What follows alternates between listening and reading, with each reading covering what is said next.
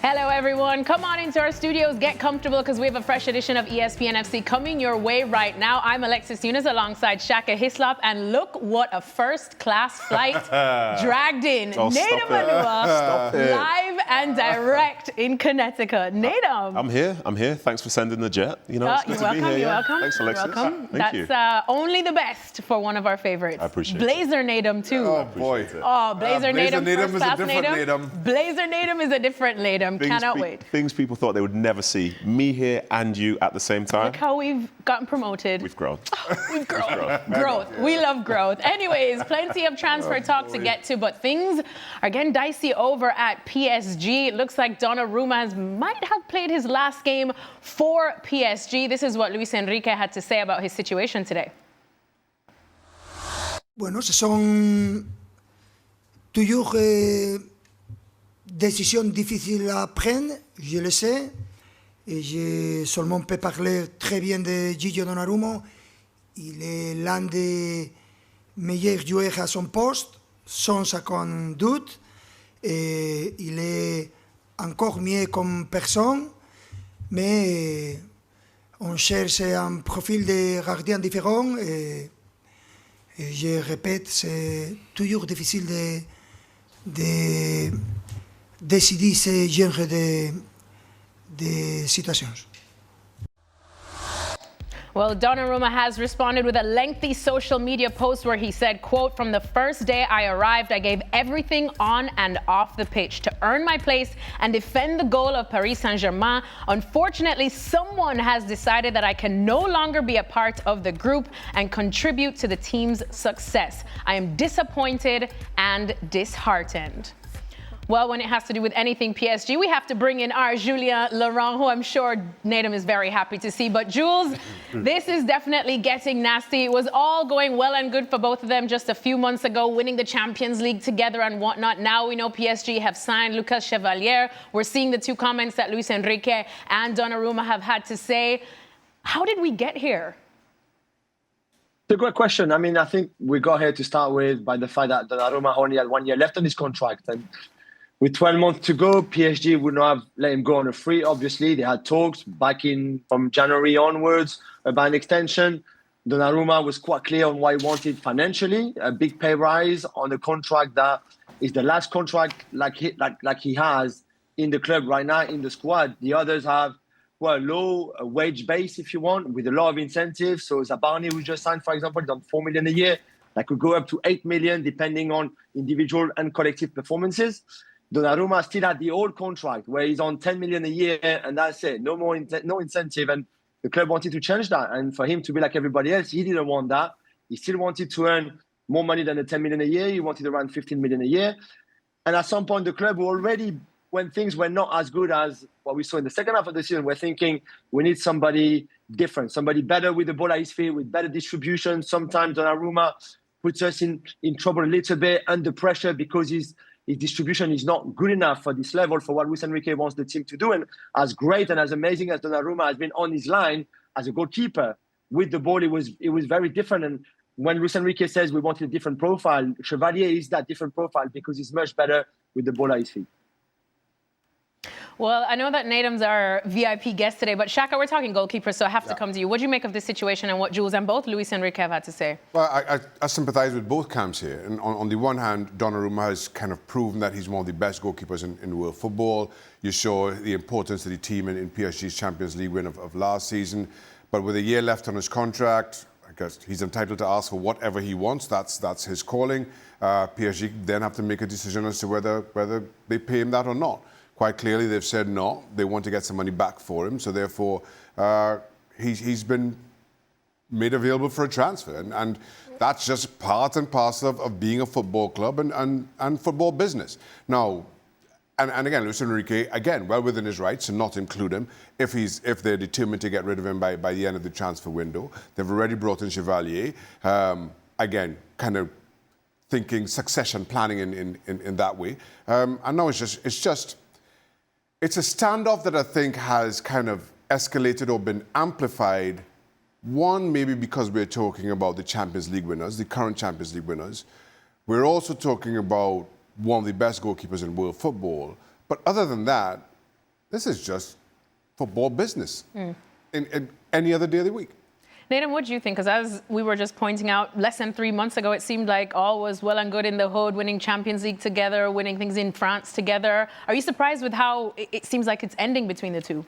Not necessarily. I think the criticisms of Donnarumma have been apparent for a few years now. But the success that they had last season, obviously to mention him as well, in that back half of the Champions League, you can remember some of the big moments that he had, which propelled PSG through to the latter stages. But it wasn't necessarily stuff with his feet. And, there's a camp that says it should just be about making saves. I totally get that. But when we're talking about a team that's just won the Champions League that want to try and get to the very next level, well, in 2025, it's having 11 players who are all very capable with their feet. And I know that you went to Shaka first because he's goalkeeper. I get that. Listen, but there's also a psychology to this because as a defender, if you trust your goalkeeper wholeheartedly, you play a different type of game. Because when you roll the ball back to them, you trust them to know that they'll make the right decision. But if there's any doubt whatsoever, you play a different type of game.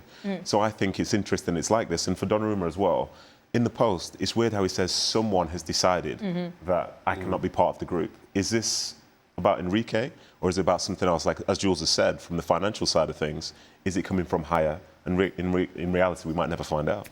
Jules, what is it? Picking up on what Nedum said, is it Luis Enrique, that's someone, or is there more behind the scenes that we don't know about? I think it's Luis Enrique, who, as we said, wanted a different profile, better with the ball at his feet, better on crosses. Let's not forget, I didn't say earlier in my first answer, but Donnarumma's main weakness is not so much the distribution, where he's okay-ish. It's more that he doesn't come out on corners or wild free kicks. That PSG have conceded a lot of goals. Remember the season before last, the semi-final against Dortmund, for example, the quarterfinal against Barcelona when they still went through. But still, he has issues on crosses. And Chevalier has not those weaknesses. He's a younger goalkeeper. He will have more pressure on him. He doesn't have the experience that Donnarumma has. He hasn't won what Donnarumma has won, the Euro, the Champions. I get that, but PSG wanted to go in a different direction. Also because there was just no agreement with Donnarumma. I think if there'd been an agreement found 2 months ago, he would have stayed. The thing is, they just could not agree either on what that extension would look like. And I think right now, there's nobody to blame really, because there's a different profile that Luis Enrique wants. And Donnarumma had demands through his agent, Enzo Raiola.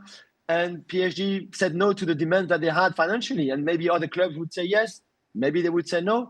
But for Donnarumma, he would either stay and be on the bench the whole season at best, because he might even have been in the stands, or trying to find another club right now. I've got to say, Jules is the perfect person for this, yeah? Because I don't know if he's told you this before, but he's Paris born and bred. I don't know if you know that. I don't know if you know that, Shaka. I don't know if you know that. But he's Paris born and bred, yeah. PSG is his club. And the way that he's talking about this really shows that he's known for a while that maybe Donnarumma hasn't been the perfect goalkeeper for the situation. Because if he was, he'd be fighting to the death down that camera right now. Oh, for sure. But instead, he's more accepting of it and understanding that the team needs to find that change to go to that next level. And we're talking about distribution. He's talking about crosses, he's naming games, he's naming incidents, things which obviously Jules can't let go of. But he's the perfect person for it. And I think in some ways that he's great to have on this panel. Jules, a tough man to please, especially when it comes to Paris and PSG. Who'd have thought? But Jules, speaking of this now, the stuff that you guys just mentioned as well, that Donnarumma has been criticized for not necessarily being that good with his feet. We look at the rumors that he was linked with Manchester United just a few weeks ago. Now we hear that Manchester City want in on him. But if it's one thing we know, Pep Guardiola loves a goalkeeper that's excellent with his feet. So why Man City, and what's the likelihood of that even happening? Yeah, again, it's a great question. I mean, we talked a little bit off air before the show with Nedum about it. Right now, there are two clubs who are kind of keen on him. The first one is Manchester United, and the second one is Manchester City too. I think a lesser degree, although they are more advanced in their talk, especially with PSG and with Donnarumma's agent, than Manchester United, who still have the Onana issue. They need to obviously offload the Onana before signing Donnarumma. I mean, for City, they need to offload Ederson before even thinking about signing Donnarumma. But everything we just said about Donnarumma at PSG and what Luis Enrique didn't like, there is no way that Pep Guardiola would think, yeah, he's the right goalkeeper for me. I mean, Nedum and I know Joe Hart really well, especially Neds. And Joe Hart was just not made for a Pep Guardiola style of football and team. Donnarumma is not really made for that either, for everything that we've just explained. So City to spend 15 million a year in wages, plus between 40 and 15 million pounds in transfer fee for somebody who is not really the profile at all for what Pep Guardiola would want and what Pep Guardiola has signed as goalkeepers before. If you look at Ederson, Ortega, and even Trafford now, they are better with the ball at their feet than Donnarumma will ever be. They're better on crosses than Donnarumma will ever be. And yeah, okay, on his line, he's the best in the world. There's just no doubt. Him and Courtois on the line, incredible. But for the rest, he's just not a Pep Guardiola player.